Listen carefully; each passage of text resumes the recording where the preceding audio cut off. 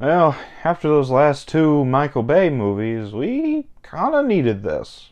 Bumblebee was released in 2018, directed by Travis Knight, starring Haley Steinfeld and John Cena.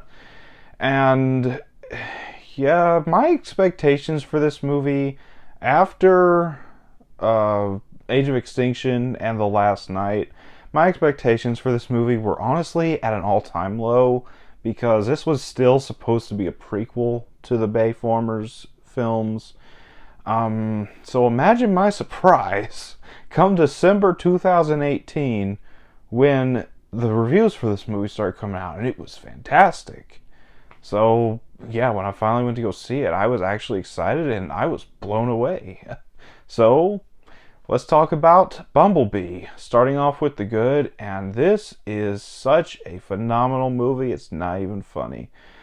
First of all, Haley Steinfeld in this movie, easily the best human character we've gotten out of this entire franchise so far. And even with the next movie factored in, she's still the best one. I love her character in this movie. I love her character arc of her relationship with Bumblebee, and I love the whole aspect of it. It's like an Iron Giant E.T. type of thing, but it just works. It's a similar formula, but it just works in my opinion, and it's just a beautiful relationship between these two. John Cena is kind of just a basic military guy, but he's got that John Cena charm, and really can't hate his character because he's just that much of an enjoyable presence in this movie. There were a lot of theories around 2018 that he was going to turn out to be Duke from G.I. Joe. As far as I know, that's been put to rest, but we'll see with this upcoming crossover they've got planned. And like with most of these movies, we had some really great Transformers action. First of all, Bumblebee himself is probably the best portrayal of Bumblebee I've seen in this movie. We finally get Bumblebee as the Volkswagen, and I just really love this design of Bumblebee, and I really like the whole thing where you see him lose his voice box in the opening of the film from Blitzwing. I think the Decepticon was that did that. I really liked the fact that he learns how to communicate through the radio. It's not something that he just knows automatically. Also, Dylan O'Brien, for the little bit of time he had as the voice of Bumblebee, really, really good performance from him as well.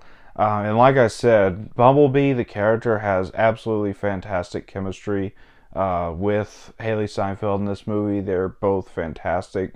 I never thought I would buy the dynamic between a human girl and a CGI robot, but I don't know. I just really love their friendship in this movie. You really feel their connection, especially by the end of the movie.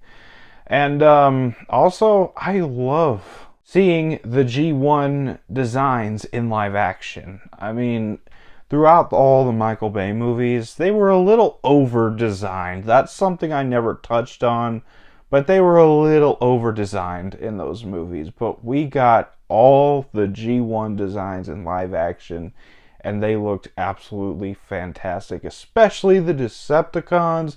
You get Soundwave, Starscream, and Shockwave in the opening. You get to see Ironhide, RC. Optimus Prime has a bit of a bigger role than all the rest of those, but they just all look fantastic in live action. I really want more out of this specific timeline so we can see all that in live action. I am aware of the Megatron concept art. I actually own the action figure based off of that concept art. I would have loved to see Megatron in this movie, but yeah, it is what it is. The action scenes are fantastic. The atmosphere is terrific. I love the whole 80s setting. And what I love about the 80s setting in this movie is that they don't turn it into a trope. You don't have all these pop hits of the 80s playing 24/7. Now, that's not to say there's not some good 80s music in this movie, because there is, but they don't rely so heavily on the soundtrack of the 80s, and they don't just rub the whole 80s thing in your face like a lot of movies today do when they're set in the 80s. The score is also really good here. There's just so much to love here, like I already said. But that's about all for the good. On to the bad. And this isn't really a bad thing, but I was not a fan of our two main antagonists in this movie. You got a Dropkick and Shatter, voiced by Justin Theroux and Angela Bassett. I didn't dislike them, but they just weren't the best enemies in this movie, I guess. I would have gone for Starscream or maybe even Soundwave. And it didn't have to do Megatron, but I would have loved a bit of a more well-known Decepticon. Like I said, they weren't bad. They were just a little forgettable in the long run. But that's about all for the bad. On to the final thoughts. I loved this movie. It's a beautiful, beautiful movie about friendship and being a teenager and finding friends in that aspect.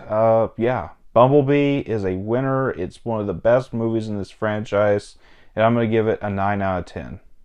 So that was my thoughts on Bumblebee. Have you seen this movie? Let me know down in the comments what you thought about it if you have seen it. As always, if you enjoyed this video, don't forget to like, comment, subscribe, and I'll see you all next time.